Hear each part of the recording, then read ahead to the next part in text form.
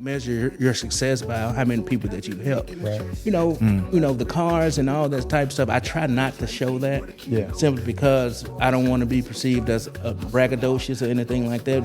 But in the type of business that I'm in, which is sales and it's insurance sales, people want to see the money. They want to see that they can make money. What's going on, everyone? Thank you for joining us this week. Welcome to Manhood Matters. We're having conversations around challenges dominating a man's journey through life. These topics are explored by real, everyday friends with a lot of experience. And we have the occasional expert guest. Let's get it.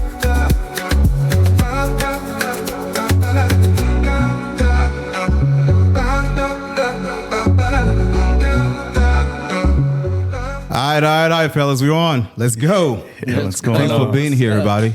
Appreciate you guys. Thank you for having us. I appreciate you guys getting here, man. It wasn't easy just getting all this going. So this is episode 1. So this is going to be near and dear to my heart for a very, very long time. So you're welcome. Let's go around introducing ourselves real quick. Right, and I'll go last, but okay. Why don't you start off, Chuck, man? Driving 5 hours just to get here. Appreciate you, brother. I appreciate it. My name is Chuck Barnes, Chuck Flavors. I am out of Memphis, Tennessee, raised in North Carolina, and I am pleased to be here on actually my very first podcast. So I'm excited to talk about some things and most definitely fellowship with the brothers here. So I'm glad to be here. Willie, what's up, man? What's up? You only drove an hour and a half. Man, listen, I thought I was doing some an hour and a half, but 5 hours, okay, you got me beat. We got some great information for you guys today. We're going to share some great things with you. And again, thank you for letting us Man, to thank your you. beautiful home. Appreciate it, man. Thank you. I appreciate that, yeah. Yes, sir. Jabari Pride. I drove in from 6 hours away, since 5. Nigga, you're 30 minutes away, bro. I'm not sure if that's true. That was a lie. It was about 35 minutes. But thank you for having us, for setting this up. I'm excited to be here, excited to have some great conversations and see what we can figure out. Have a great time. All right, so today, thank you, man. Appreciate you. So today, guys, we're going to talk about legacy building, right? What does it mean to create a legacy for yourself, for your family? As a black man, we have a responsibility. As men, we do, right? But I think that, as always, the burden's always, made heavier, and we have to deliver and what we have to provide. So first question that I have for you guys is, what does it mean to you? What does success look like to you? Because it's different for everyone, right? I once heard this interview with Bob Marley, when someone asked him, I don't know if you ever saw this, and they were asking him, do you consider yourself rich, or are you rich, and are you wealthy? I forgot what the question was. He was like, what do you call wealth? And that's the way, so it looks different for every single person. For some of us, it's money. For some people, it's, friends and family and the people that you've influenced and people that you've impacted. So what does it look like to you? I think success is happiness. When you're happy, success is it's everything. You know what I mean? It's all the characteristics. Happiness and success are almost hand in hand. So when you're happy within yourself, it doesn't matter your job or nothing. I'll be a professional goat herder, whatever like that. And you're happy and you're going through the motions of being happy. I feel like I'm successful. You know what I mean? So it's an individual case, I think. Mm-hmm. So it's more or less like, it doesn't matter about money. It's about the inner spirit of yourself. If you're comfortable with yourself, that is success. Okay. So I'm a little different from the materialistic. Yeah, things. you're giving us the Zen answer right now. I'm being serious. So that because it's different levels. Because you might be governor of the hood. And I'm like, dude, this is what you like. But I feel like I'm successful. Yeah. So it's an inner spirit to yourself. And there's other entities of being successful. Yeah. But, we'll get back to that. I don't want to ball hog like Iverson here and take over. So y'all next. What about you guys? Why are we talking about practice? Practice. I'm kind of piggyback on what you were saying. I remember being younger, success to me was money, material things, the cars, the clothes, and all that. And as I started making money, And I started realizing that that's not really what success is. Success for me was being able to provide and do things for my family that my parents wasn't able to do for me coming up.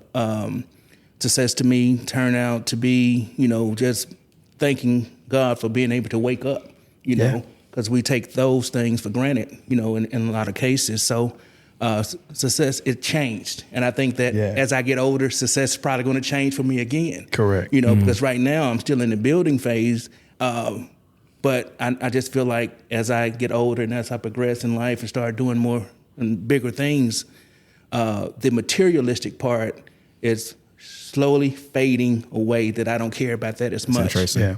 So. Yeah. Appreciate you. Yeah. What about you, That's JB? awesome. So for me, I'd have to say Money. obviously, money. obviously that. But like being successful would be having goals set and then hitting those goals. Right. I love it. So being successful, I think you would reach at the end. Yeah. Because during the journey, trying to get the money, trying to get the nice things, trying to get your family set up, trying to get to the gym so you feel better, right? All those things are little things to get you to have some success, but being successful means, okay, I'm at the end. Yeah. Like I've crossed the finish line, I'm there, I made it, everything's taken care of. Because once you start to feel like, oh, I'm successful, you might start to take your foot off the pedal a little bit, and then some things might start going away. So, one thing he brought up was success is going to the gym. I hadn't made it. I'm not that successful yet. Hey, I just started going 2 weeks ago, so it's a struggle. So I think another entity of success is I look at success by how I influence people on a positive note. You know what I'm saying? So I feel like I'm successful. That's just me. If I make you smile, if I motivate you, I feel like I have some an entity of success in my life that I motivate people. That's why I have friends that I have, like buddies that I call every day. Just talk about life, and we motivate each other. It's what you contribute and how you affect someone else, how you impact someone else's life. Absolutely. Right. Yeah. That's success to me. I will say this, right?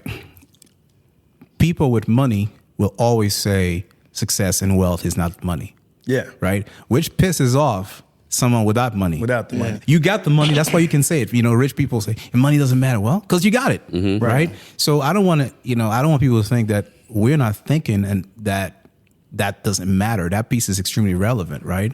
So success to me at the end of the day is my family around me, the friends that I've made, and I'm actually starting to make a conscious effort, like you're doing, Chuck, to call. I got friends that, bro, we all busy. We all work 14-hour days, right? We all crazy busy. We got family and everything else. So how often is it that we go 2 months, then 2 years, and you don't talk to someone that you consider a friend? Correct. Right? Yeah. If something happened to you or to that friend, would you find out right away, or would you find out 3 months later when you're trying to hit him up one day on Facebook and his wife's crying saying, no, he passed? You know what I mean? It's devastating. So it's staying in touch with people and calling these people, and it's the people you influence and the people you've been around.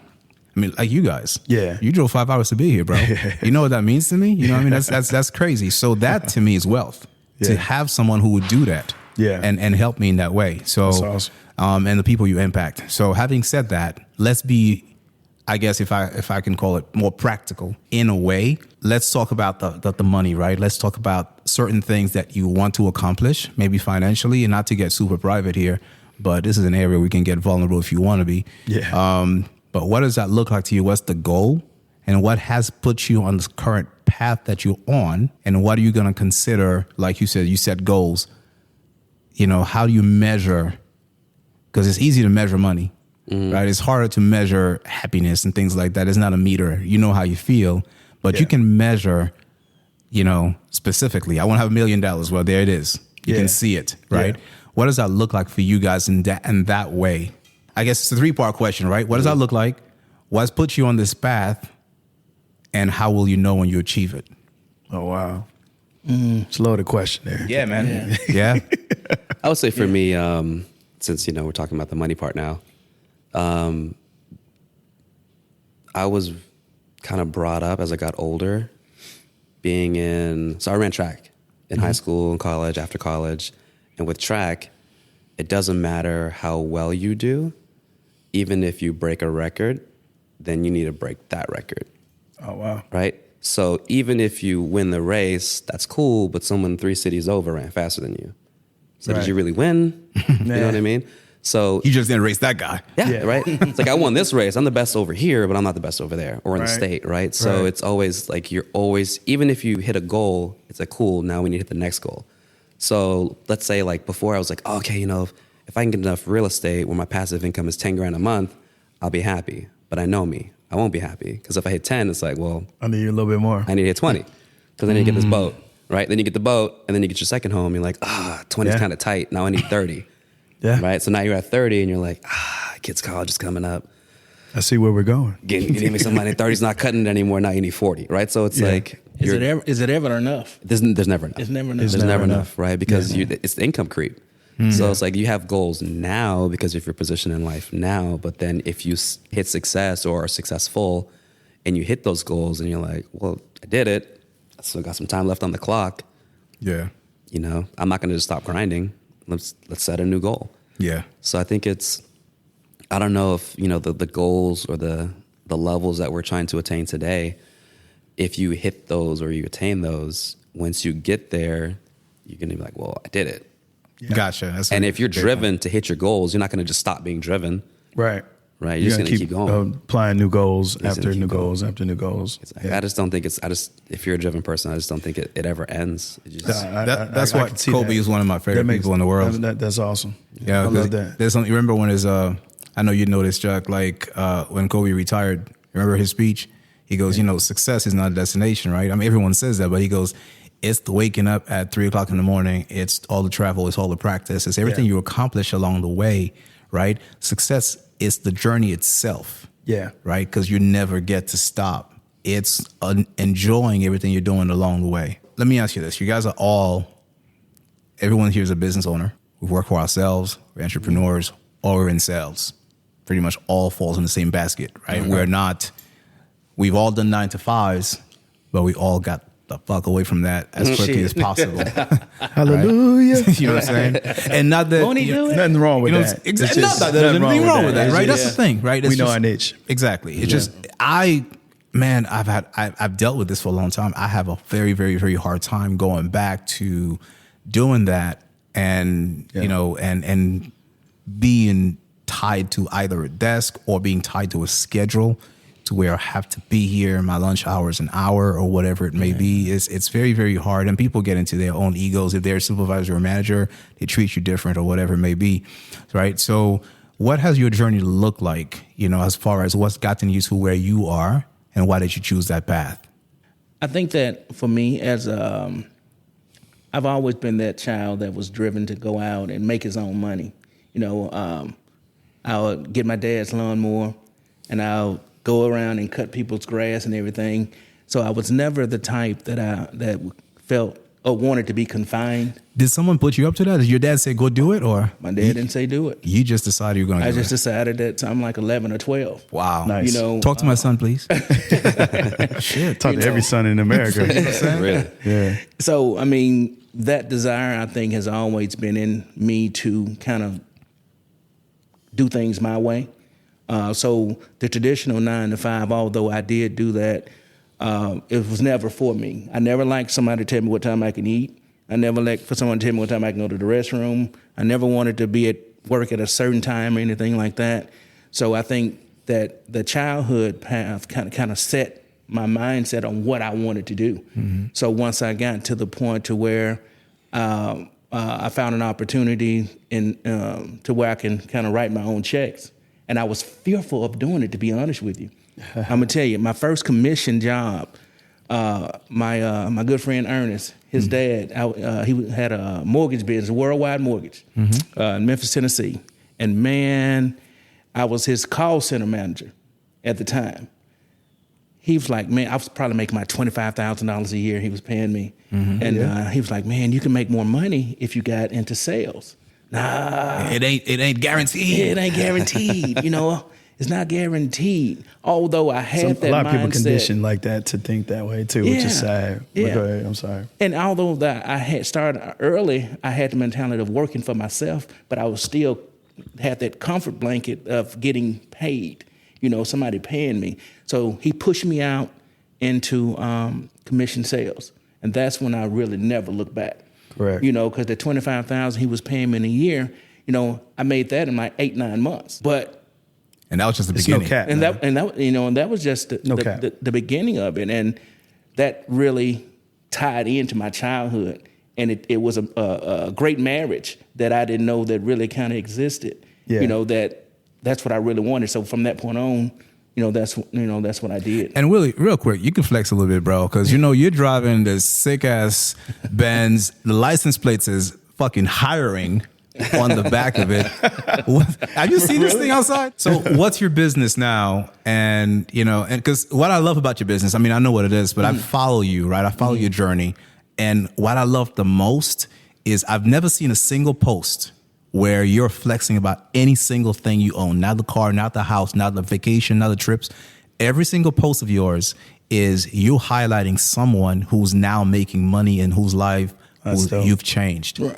And see, and that goes to the point what Chuck was saying about, success is really what you've done for other people. Right. You can measure yourself measure your success by how many people that you've helped. Right. The cars and all that type of stuff. I try not to show that. Yeah. Simply because I don't want to be perceived as braggadocious or anything like that.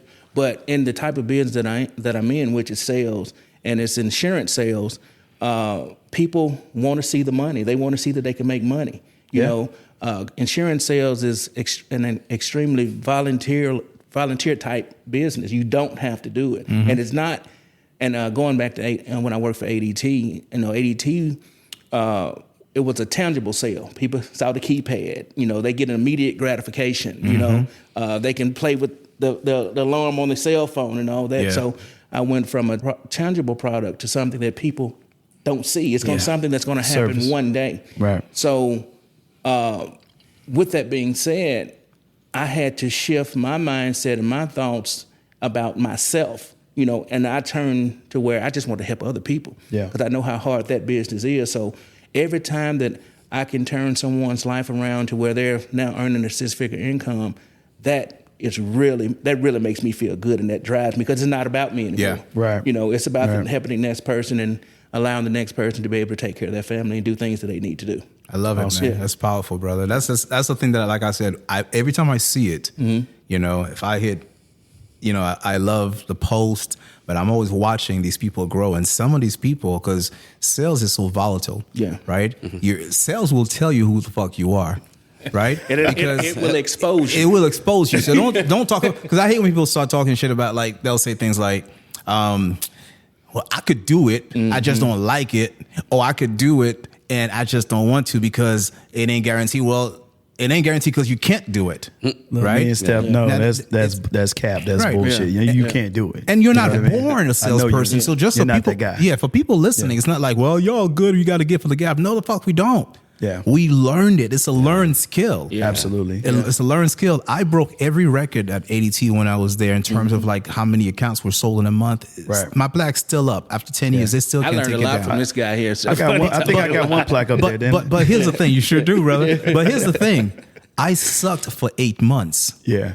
Right? I sucked for 8 months. I couldn't close a door, let alone a sale. Right? Yeah. Someone had pulled me aside. I had to get out of my own way. First, because I thought I knew everything. Right. Right? Someone had pulled me aside and said, bro, why are you so cocky? Yeah. And I was like, I'm not. And he was like, yes, you are. Yeah. You are. And he was like, he pulled me aside and he was just like, that guy changed my life. Yeah. And basically explained to me, he was just like, hey, man, if you just humble down and kind of learn, because you don't know everything. Yeah, I know you're from New York and you think you're better than all of us down here. You're not. And I quickly learned that I'm not better than anybody's, but I learned the skill and I continue to learn, along the way.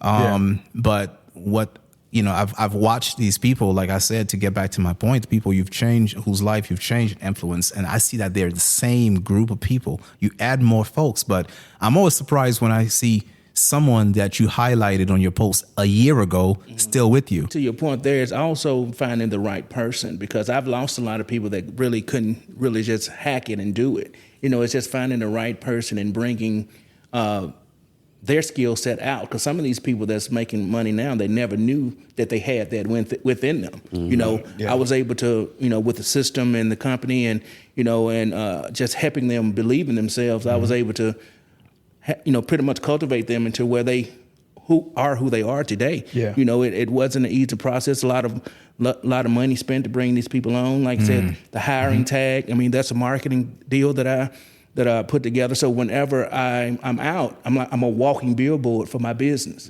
So sometimes I don't have to say anything to anybody. Hey, I get calls all the time. Hey, Dad, your tag is hiring. You know, what you hiring for? You know, so just How'd they get your phone number? Yeah, it's actually my number's on the back of the car too. Oh, is it? Yeah. So the Nash group, then hiring is the license plate, and my number's at the bottom. Okay. So they just call my number. So That's smart. Yeah. And Chuck, Yeah. oh, I'm sorry, were you done with No, it? no, yeah. So Yeah. Chuck, you run a company. Yeah. You know, you and your dad, you own a company. You're in Memphis, Tennessee. Yeah. And I still got the Memphis shirt on. Thank you for every doing chance that. I get, I I was represent. gonna say, bro. where you get that shirt from? Well, real quick side story. I was in Tupelo, Yeah. right, Mississippi, right. I was driving through Tupelo, and I was wearing this shirt, and I pulled up into the gas station like 2:00 in the morning. Yeah. There was a group of degenerates that were looking a little scary. Yeah. And one of them approached me like, I don't know what he's gonna say to me, but he walked up to me, and I was like, that's not a good situation, you know. So I turned around, I looked at the door, I was like, what's up? I swear to God, he looked at the shirt, he was like, oh, what's up, man? No, we good. And he walked away. Dang. I was like, Yeah. are we that scary in Memphis? It's a reputation. From Tupelo. I was like, yo, because he just walked up, looked at the shirt, and he just walked away. I was like, I'm always wearing this when I'm traveling. Leave that guy Yeah. alone. Leave that dude alone. You see why I got the hat on, right? First 48, you know. He's strapped. But I called Memphis home for 10 years, man. I love Memphis, man. Yeah. But Memphis Chuck, is great. you know, you run a company out there with your dad. Obviously, there's a lot of people that you guys hire and help. Can you Yes. talk to us about that and Yeah. how you changed and impact some of these people's lives? Yeah. Well, I'm gonna go back to the subject at hand. We were talking about why I got in sales, and then we'll Yes, dive sir. into that too. I'm gonna go back to that, and it segued to my father. You know, most kids growing up say, "Hey, man, I want to be." Of course, we want to be basketball. You know, but what do you really want to do? So at a young age, I've always said I want to be a salesman, and they're looking at me like, "What?" So a salesman? Why you want to be a salesman? You know, like in elementary and all that kind of stuff. And it's the reasoning is my father. My father has always. I said, man, it was more him being relative to my life and his family. And I'm like, dude, I want to do that. And at a young age, I identified that. Thank God, you know, that I identified that at a young age. So, and I was like, well, to do that, you know, how do I get to be around my family? And it's sales. And then I learned that sales is no cap. And I'm like, and it's no cap of money. I studied it, found that I sucked real bad. I came from a telecommunication background, and Comcast or Time Warner at the time in Raleigh, North Carolina, I remember to this day. I knocked on maybe about 20 doors. And you know how that is, guys. Door-to-door On the sales. transaction sales and stuff. Yeah. I got 0. I was 0 for 0. So I'm thinking like basketball, like I'm 0 for 20. Wow. You know? So, but I was prepped for it because it's going to take one more knock to get that one sale. When you get that one sale, you forget about the 20. 100%. I mean, you straight up like Allen Iverson just shooting all day and you hit the game winner, you still good, right? That's right. So, but I caught that buzz of the sale. That's what I call it. The buzz. You get that one sale. I'm like, wow, I got all those no's, and then the commission was cool. I'm like, so let me work on my craft. And I think that's what I was saying, that this has molded us to be. I think who I was talking to you about that outside, that it prepared us to be in this position. I noticed that I was speaking to one woman, I spit on her, and then another person, I spit on him again. I was like, dude. Nervous as hell. I'm like, yo, that's not gonna work. She was like, didn't one of them kind of odd things like, damn, my You breath juicing smells now, bad. then, I'm like, I know I got gum in there. Oh, So- you were pitching with gum in so your I mouth? was- yeah, absolutely. So it was like, so I took that off That's too. how Ricky. Yeah, exactly. So those little nuggets like that, I mastered it, and I was like, okay. So then you start paying attention to closing percentages. So instead of 20 door knocks, got it down to 15, got it down to 10.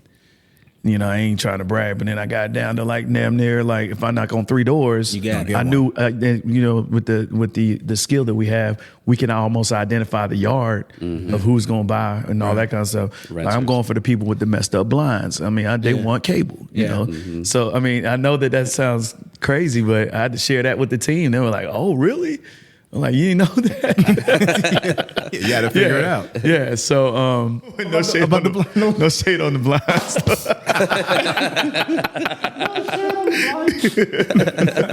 Anyway, he's silly, man. So, so that's how I identified that. With the success of that, I knew that I would be in sales, and I knew that I wanted to be a salesman. And at that time, my father was at Levi Strauss, the jean company, and he was a salesman and became a regional salesman. And I was like, man, I definitely want to be that too. And then going back to, he had an option of actually continuing to work with Levi's or move away. And he said, not move away, but retire or whatever. So he was like, you know what? I'm just gonna go ahead and start my own business. And I was like, wow. And this blew my mind. Like, now I understand sales, but I don't understand to be an entrepreneur. Right. So I didn't know Putting it nothing all on about your that. back. Putting it all on your So back. I'm like, how you gonna do that, Dad? That's crazy. So I'm looking at him like he's an entrepreneur now. So that's different from sales. That's a whole nother elephant. You know what I'm saying? So I'm like, whoa. So he took that leap of faith with Judge Brown, not the Judge Brown, but Judge Brown and his partner. They got together. They just started a janitorial business, and I was like, wow. This is year 2000, and moving forward, I wasn't ready enough to understand how to be a business owner. So therefore, I was still understanding my craft and stuff like that. So I had to learn how to work elsewhere, out of state, to understand how to be an entrepreneur and work for yourself. So I ended up doing that, and finally, I was actually working with Stephane and making great money. I'm like, Stephane, is this normal for them to change the commission every damn 3 months, man? This is ridiculous, man. Because you make too So much. like we were making too much hand money. over fist. I'm making the most money I've ever made in my life, and they changed the commission. I finally was still working with my father at the time, and I just took that big leap of faith and just say, Dad, you know what? I'm all in. Let's work. So I say all that. I wasn't ready to be an entrepreneur. My success is predicated off of obviously my father and people, loved ones around me. So I can't take credit that I did it myself, but it was my mentor is him. Like I'm following like MJ right now. No, you ain't MJ and Tito. Kobe just You got ain't done. Tito. I'm like- You ain't Tito. God rest his soul, Tito. God rest his soul, Tito. So the way that my brain works is I love solving problems, and I've always been very competitive, right? So when I got done running track, born and raised in LA, so I did what everybody in LA does. I became a slashy, actor / model / homeless person / well, not homeless, but unemployed person, right? Yeah. So did that for a couple of years, and then I was just like, I need to, not having money to eat every day is not fun. Yeah. So I was like, I need to go get a real job. Yeah. So then I ended up moving out to Columbia, South Carolina, and got a real job out there. I think I was leasing apartments. Nice. So that was like the first little bit of sales. And I've always been like the fun guy, like the life of the party, like let's just have a good time. Like, why are you guys mad? Let's just have fun. Yeah. But being that person also kind of made me persuasive, right? I just kind of learned that skill. So then when I got into the leasing of apartments, like people would show up and they're like, hey, this is what I want to do. I was like, maybe you should do this instead. And I just found that I was good at like changing people's minds. Yeah, because a lot of times people don't know what they really want anyway. Exactly. Most Someone times. else points it out. Yeah. Exactly. It's Yeah. right. So I was in Columbia for 3 years, and I was like, this is just way too small. I feel like I know everybody. Like coming from LA to Columbia, South Carolina, I was like, hey, we got to go. Yeah. So we moved to Atlanta, and then I wanted to get into pharmaceutical sales. But you can't get into pharma unless you've done pharma. Everybody wants to get into pharmaceutical sales. Exactly. That is like the dream sales job from what we were told, you know? Exactly. And then one of my best friends back home in LA, he was doing it. I think he did like medical device sales. He was making like all this money. Yeah. He was like, I was working at the gym, and one of my clients like got me into medical device sales. I was like, really? He was like, so he's making all this money. He's like, you should do it too. And I was like, I will. So then the gentleman that married my wife and I, he used to work at Enterprise. He was like, hey, work at Enterprise for a year. They'll see that you do well. They'll see that you can do well. And then you get into pharma. So then I moved to Atlanta, went to Enterprise. I worked there for literally, I think it was almost to the day, like a year. And then somebody on LinkedIn was like, hey, you want to get into pharmaceutical sales? Finally. And that's what I initially thought. But then like I was drinking the Enterprise Kool-Aid, and I was doing so well. I was like, I don't want to mess this up to go do something else. So then wrote out the Enterprise thing, and I did really well. Got promoted to fleet management. COVID hit. And then Enterprise was like, we're going to lay off a couple 10,000 people. So you got to go too. That's tough. So then I left. Tough. So then I left Enterprise, and the gentleman that hired me at Enterprise went to a roofing company. Yeah. And he's moving back to Atlanta. He was like, hey, move back to Atlanta. I'm opening up a new location. I'm the GM there. I want to open up a second location a year later, and I want you to be the GM of that location. Nice. I just need you to be a rep here for the year to learn everything. He's like, it's not going to take you a year, but what's the salary? He was like, well, there's no salary. And I was like, I need at least 6 figures. Yeah. We have a 4-year-old, a 2-year-old, and we're literally about to have another baby. Like I can't not have a salary because I've never done 1099 before. And I was just kind of like, yeah, thanks, but I just don't think it's for me. He's like, I'll call you tomorrow. I was like, you can call me tomorrow if you want to. 1099 is like the first time you ever become a 1099 is the most scariest thing in the world. It is. I remember that feeling. I'm sorry. No, you're good. No, but you're right though, right? Yeah. So he called me the next day. He explained the opportunity, and I was like, you know what? This makes sense. Like, I know I can do it. He knows I can do it. Yeah. Why would I not do this? So then I did it, was successful at it, got promoted to GM like a year and a half later. Yeah. Ended up leaving that company because we were talking about success earlier, right? It's like, I was making money, but I had a 2-year-old that hadn't seen me only on like Saturday. Because I'm working from 9 a.m. to almost midnight, Monday through Friday. Yeah. And on Saturdays, I'm just on the phone. Yeah. So my wife's just like, I didn't sign up to be a single mom. Right. Right. So she said that? Yeah.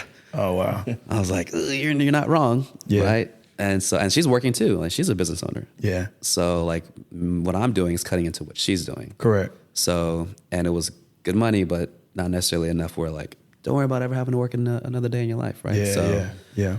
And she, even if I was making that kind of money, she probably still would want to work anyway because she loves what she does. I was like, I got to do something else. So then I went to vaccine sales, and then doing well with that. You say vaccine sales? Yeah. Okay. Drug dealer. Legal drug. This is legal, guys. Vaccines, guys. Vaccines. Started having some family health issues, so then I had to back away from that, and then I got into roofing again, and then I ended up meeting with this guy, and then got out of that, and now I'm getting back into 1099 again. Oh, man. So someone approached me. You said insurance sales. Yeah. And so I just accepted a couple days ago, and it's interesting because I'll be an agency owner, but they're going to build out my whole team. It should be fun. What would you do differently? Oftentimes, this question's always asked, right? As who's the youngest in the room? I think it's you, Chuck. Is it me? Yeah. I think you're the youngest in here. I'm 46. I'm 45. I'm 45. Yeah. June. Oh, you two are the same age. June? Mm-hmm. I'm December. Yeah, you're the youngest, Chuck. I wanted over here doing math. I wanted him to do the math. He was like, oh, yeah. Old guys that can add. It takes them a while, Let me get my phone out. Got me like 7 months or something, 6. 6. Right. So the reason I asked this question is because we always see these things that if you could go back and change certain things, would you? And what would you change, right? If you can have 20 years back or you can have $1 million or whatever it is. So forget that. Forget a crystal ball. Forget this if you knew the future and went back 20 years? For example, you can't say I'd go back and I buy crypto, right? Because that doesn't help anyone listening to this going forward. Correct. Right? If you could give someone advice, or if you could go back and change something 20 years ago, a path that you'd go on, not having a foresight of what the future would bring. You don't know you should invest in toilet paper in 2020, for example, right? You don't know anything about that. You don't know anything about crypto. But what would you change about that path of yours that would be helpful to someone listening who's 20, 25 years old as to where they can go? I mean, I'm gonna jump in on that one because one That's a good one, right? That is a good one. One is affecting me, credit. You know, take care of your credit. Yeah. You know, my mom and dad used to tell me about it all the time, and when I was young, I did not listen. So you know, when Macy's or Dillard's, they'll give you these credit cards and everything, $300-400 limit, and go up to $1,000, and I'm like, man, yes, but I didn't think about the payback part. But a crazy interest rate. Yeah. You know, I didn't think about any of those things. So hopefully this is what you're kind of going to. But credit is so important. I would tell people to make sure you keep that in line, and also save. Yeah. You know, especially in sales, you have to put money back. If you don't put money back, it's because I think that, and this is for me, I had the mentality, I just go make it again. You know, I go make another sale. You know, I replace that because, you know, I'm good. You know, I can make it happen. But not knowing and not thinking about, well, maybe Miss Johnson don't have the money to buy this alarm system, or she don't have the money to pay for her premium, and she can't buy it today. She can't pay until next month. So now I'm like, or the payment didn't go through. You know, and you're expecting this commission check. So get ready for that. You know, you're expecting, you're expecting this commission, but they didn't pay. So insurance is gonna, you're so dependent on other people's money. Yeah. So I would say put back as much as you make. Yeah. That would be my two things that I would say: credit and saving. I would go with I would tell young people, especially minorities, to get insurance. Like life policies. Oh, yeah. As Black people, just growing up, think about 20 years back, there wasn't that many life policies of Black people. I didn't hear about it. Now it's like everybody's getting it, which is good. But I would advise like a young person to go ahead and invest in getting a life policy. There's a reason why the other side is like that, because of policies that we weren't educated enough about that, in the day. So 20 years back, I'll be like, bro, you need to get a policy. Like, I'm not, what do you mean? Like, yeah, you just need to do that, protect your family, and it builds a legacy for your family. When was the best time to get a policy? See, I don't necessarily know. I would definitely do it when I graduate from college. I would immediately get a policy. So actually I have the answer for you, right? What's that? So the best time to get a policy is 20 years ago. Yeah, that's right. There you go. When's the second best time to get a policy? Today, since you didn't get it 20 years ago. Exactly. But you got to do it because you look at premiums. Yeah. Each year they get more expensive because you get older. Yeah. And you become more of a risk. Yeah, so the younger you are, the better. Yeah. If you can get a policy for your babies. Yeah. Give them a life policy when they're like babies, because it's like pennies, right? Yep. Yeah. So, and then they end up with, I know a guy right now, a friend of mine, man, he's got a like $1 million+ policy, and he's like paying some ridiculous, like some change. Yeah. Try to get that today at 40, 50 years old and see what it costs, right? Absolutely. Exactly. But he's had it since he was like 16. Yeah. Right? So that policy is just like, he Pennies can down. borrow against it. I mean, it's just an amazing product to have. And to your point a little earlier, we are not exposed to certain things as a people. There it is. Right? So we are now, with social media and us getting more savvy, able to just pull the curtain a little bit and be like, oh, that's how you're doing it over there. Yeah. Okay, well, shit. Now that you know, let's do better, right? It's knowing better, doing better. So what you just said is key, is credit, looking at that. Yeah. I know, again, I've got a lot of white friends and they've got kids, and I hear their story. Yeah. I bought my first house when I was 17. Yeah. Because your credit was 800 because your dad just put you on that path. Right. Yeah. And we're not teaching that. Yeah. I'll not to knock my parents, but I'll tell people this, we still had a phone line. My mom at some point became a single mom. My parents divorced when I was 14 years old. And she didn't have a choice. She was working 3 jobs. When the phone got cut off, because this was before cell phones, this shit went under my name. And when that got cut off, it went into my brother's name. Yeah. When I was 18, my credit was ruined just coming out the house. I already had bad credit. Right? Yeah. And college still give me $1,000 credit card, which I destroyed because I had no education in like 2 days. My mindset was, wait, you mean to tell me I can take this out of this store? Right. Mm-hmm. Give you this piece of plastic? Mm-hmm. And y'all gonna let me go? And let me have it too. That was my way of thinking too, honest to God. Yeah, it's like, so we don't know, we're not educated because no one's telling us about the delayed gratification. No one's talking to us about buying stuff. I listened to this guy's podcast. He's a friend of mine. No knock on, if you got it and your parents educated you well, or you just had that help, that's great. But I can't relate because he talks about buying his first property as if he was struggling at 17 because his parents basically hooked him up with a friend who was selling the house. And he brings his son over. He goes, let my son buy it. Right. So he got his first property. You're not going to run into that. Right. Yeah. So my core audience is going to be the core, that they need those lessons. They need to hear, well, take care of your credit. But now you need to start thinking about that 12, 13-year-old, like my son's 13, right? I need to start thinking about his credit. Correct. By the time he's 17, I want him to buy his first property. Yeah. You know what I mean? So we got to start thinking about things like that. Before I forget this. Yeah. You're talking about real estate. I was going to say, that was the first thing my thought was 20 years back. Mm-hmm. Real estate, y'all notice that real estate has never changed. It's always going to be the income. I think I would want to educate people about real estate. Mm-hmm. Like, that's one thing I wish I could go. The subject 20 years ago, go back 20 years. What would you do? Mm-hmm. It would be for me real estate. So I would teach and tell people, hey man, the youth, listen. Not only you need to get a life policy, you need to go ahead and get into real estate because think about the trends. Think about years before that. Real estate's never going anywhere. Nah. You know what I'm saying? That real estate is big for the youth. If you're not into it, so what? Invest into something. I don't know, but invest. You know what I'm saying? Yeah. So, I had to get that out. Yeah. I was going to say my thing was going to be saving, just because if you're 25, 30, 35 and you just hate your job, but you've been saving for the last 20 years, quit your job. You golden. Right? Quit your job. Go do what you like. Something. Yeah. I would have invested in real estate. Yeah. Right? Because there you go. I'm lazy.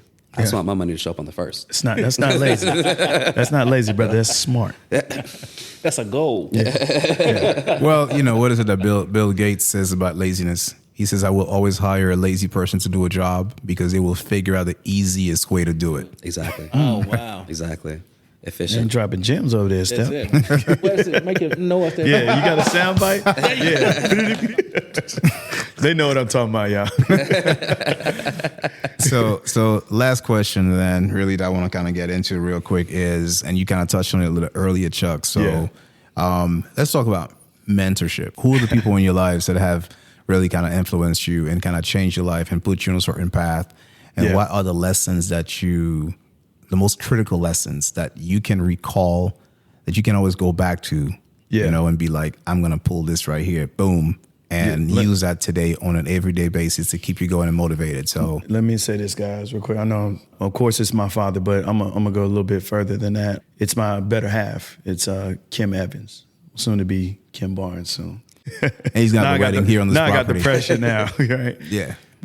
She has helped me with my faith in God. And that was the missing balance of me leading and being a man and doing all these kind of things. By her being in my life, it changed my thought pattern of how I think, how I do business now.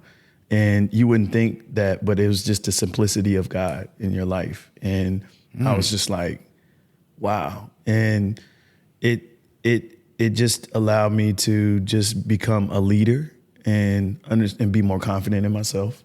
And it just, the influence of her and just seeing how she moved and those kind of things. And give it up for the women. It's nothing like a strong woman. For real. I mean, I echo that, man. Yeah. Thank you for saying that. I love something you just said. I'm going to touch on a second. Yeah, man. So, I'm definitely going to give a shout out to her about that. And then have a woman that allows you to be you and be a man and lead is awesome. If you got that in your life, Most definitely, yeah. That's it, man. But there's more to me to talk about that. But we'll go for it. I'm gonna have to beat that, but not right now on this, because I'm gonna have to do a whole podcast about my wife. Goddamn, because everything you just said is so strong. I don't even want to shadow it with anything else. But one thing I love that you said is giving her props for leading you down this path. But you said a phrase that I've never heard before. What's that? The simplicity of God. Yeah, bro.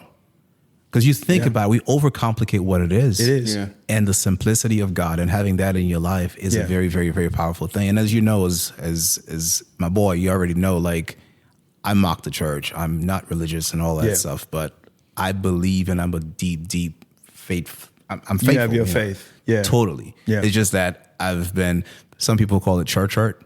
You know, I've heard that phrase, and I was just like, church hurt. Yeah, That's a new one. Yeah, it's Boy, like, have you been touched? Yeah, exactly. Hey, I was raised Catholic. Hey, Point to the pillow where you touch. Don't make the sixth joke, dog. Don't do that. But you know what I mean? Like my whole thing was like, like when I hear that, I'm like, yeah, that's exactly what it is. Yeah. Like I wear this bracelet every day, man, and it's to remind me. I was gonna tattoo it on my body, but I'm afraid of needles. So, so it says, be still and know that I am God. Mm-hmm. It's simple. It's the simplicity. I wear this every day. Yeah. What you got going on there? Read that. What does that say? Make me read in less second. Yeah, I got no. I read like Floyd, so it's just I read. I can't. I can do all things through Christ who strengthens me. That's right. There you go. That's right. I wear that every day. I don't never take it off. Yeah. Yep. And, once again, shout out to her. She gave that to me. Yeah. So it's keeping you focused, man. Absolutely. So that's your mentor. You talk about your dad, and you talk about your almost fiance, soon to be. Yeah. There you go. So. Got a wedding to prepare for. Let's do it. Right? It's gonna be here. We're gonna talk about that too. That's right. Yeah. Nice. Yeah. I guess for me, the easy one obviously my parents keep me alive, right? But I think after that, it would have to be my coaches and martial arts instructors, because they taught me that mindset. Yeah. Of one, pain is temporary. Yeah. If you focus hard enough, you can get through anything, right? It's all in your head, which allows you to be, for me, it allowed me to be driven. And the reason I was so good at track or so good at martial arts was I just knew, like, I can suffer longer than you can suffer, and I'll be okay. Yeah. Right? Like, and then that works in sales, right? It's like, oh yeah, you guys. What a concept! You had a bad week. I can suffer longer than you can suffer, and I'll work you, I'll hustle you, because like this pain is not that bad compared to if this doesn't work out, it's gonna be a lot more. You're gonna make it work. Exactly. Yeah. Exactly. Right. Yeah. So for me, that's what it was. With those coaches and instructors just giving me the mindset that allowed me, with the way that my brain works, just to be successful in that way, because I love problem solving. So it just allowed me to figure it out. Yeah. Right. Yeah. I can say for me, I have a couple, but I'm gonna highlight at least. Y'all give me 5. I'm gonna highlight 5 because, 3, because 2 is my mom and dad, of course. Yeah. But my dad more so because he was a man's man, and what I mean by that is that he and his dad and he had 8 brothers, 8 boys and 7 girls. Oh wow. The men grew up in the fields working, that, and my granddad was a pastor, so they had that tough love and everything that's going on. But my dad had a great work ethic. I see this man getting up 3, 4 o'clock in the morning, going to work, coming home. He was there every night. He loved working on cars. He had hobbies. He'd get me up in the morning, 6 o'clock in the morning. I had to go out there with him, while he's working on a car. And if I'm just handing him the tools, he made sure that I was out there, and I saw and I recognized how hard he worked. And therefore, that translated over to me to work hard. My mom was in sales. Yeah. And I really didn't think about my mom being in sales and me being in sales now until after she passed away, And I was like, as I went down memory lane, I've lost my mom and my dad. Oh, so going down memory lane and just thinking about, okay, once your parents pass away, a part of you is gone, and you try to identify with certain situations, how they would handle things and why I am the way I am. So one day I started going down this path, just thinking about things that I've learned from them, things that that they taught me. Work ethic was one, and the ability to talk to people and identify what people came from my mom. And because she was in sales, she sold Mary Kay, she sold Avon, and all that different type of stuff. Yeah. So I would say her, of course, them. Then another mentor would be Mr. Wells, the one that forced me into sales. Commission. He pushed you off the cliff. He pushed me. Yeah. He pushed me off the cliff, and I learned a lot of things, organization skills and everything, writing stuff down. I learned that from him. So my daddy had the rough work ethic, just go out and do it. And Mr. Wells kind of put me on a path of that skill set, but organize it in a certain kind of way to where it works for you. And then I'm gonna give my credit to Stéphane too. When I met Stéphane, I had a car cleaning business, mobile detailing. You? Yeah, That's man. what's up. Yeah, Hey, I'm just curious. What's the name of this cleaning? Mobile detailing. Mobile detailing. Nash Mobile Detailing. Okay, all right. Yeah, Nash I'll be Mobile like, Detailing. Chill. Yeah. And I, my Cleaning dad gave me the truck. He had a trailer, and I went out and bought the tank and everything. I left. I was working at a bank or something. I got fired from the bank. Thank God. Right, thank God. And so I started this mobile detailing thing. So one of my good friends named Vincent, he was already working with Stéphane at ADT. So I came up to the parking lot to wash his car. Mm-hmm. I think you had just started with that ADT in Memphis, and he came outside and to get his car washed. I don't know if I can't remember if I washed it or not, if I had just ended. So washed his car, and he told me about a job.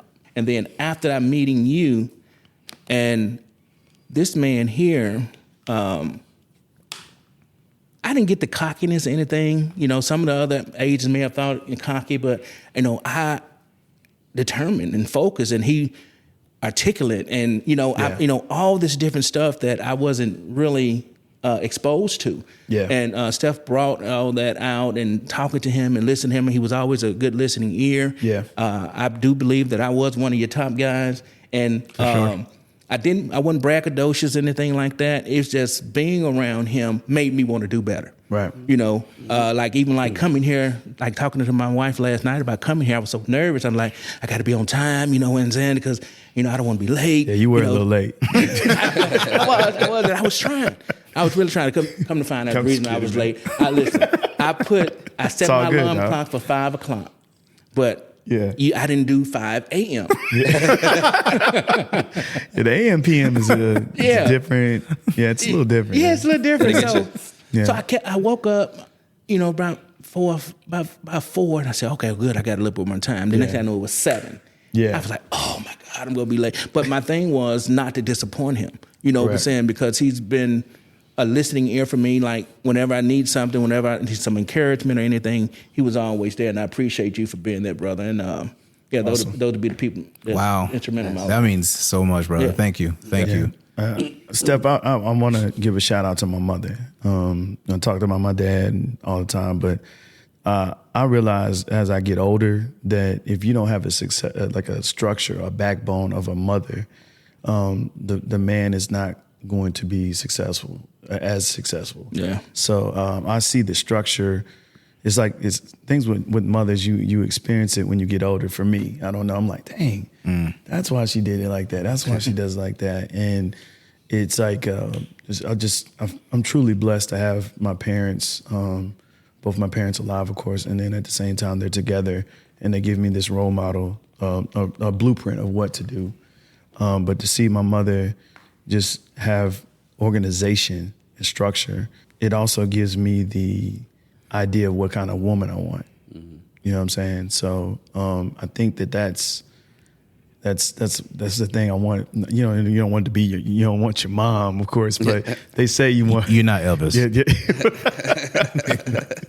But you want the replica of your mother. You know what I'm saying? Yeah, I mean, I was talking to my wife about this the other day. Yeah. She is your first love, Yeah, right? that's right. So you look to her Yeah. as like this is someone that at some point when I look at a woman, I would like to have someone that kind of emulates these values. Correct. That's right. Right. If nothing else, at least her values and her core beliefs. And you kind of want that. You want that, man. It makes sense. Yeah, I mean, that's you know, I keep talking about my father, but my mother is everything. You know what I'm saying? Everything too. So it's kind of like you got two children and you can't pick one. You know, that's how it is with me. You love both of them. Yeah. You know, so I think I needed to say that out loud. Big time. And speaking of that, is actually a perfect segue for us to end this conversation and move into the very next conversation. I had this in a different order. Yeah. But I think the next conversation needs to be about fathers and the people in our lives, really, but mostly our dads, right? It's going to be a heavy conversation, fellas. So I want to thank everyone who tuned in, who's listening to this, and hopefully we've helped you.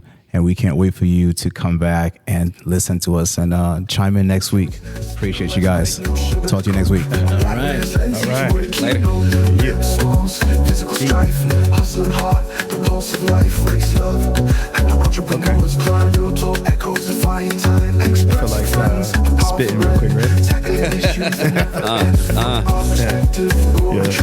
Be a good ad-lib, be like, yo, listen, hey, that's all I got. That's a lot of all of them got. Yeah, that's all it is. Yeah.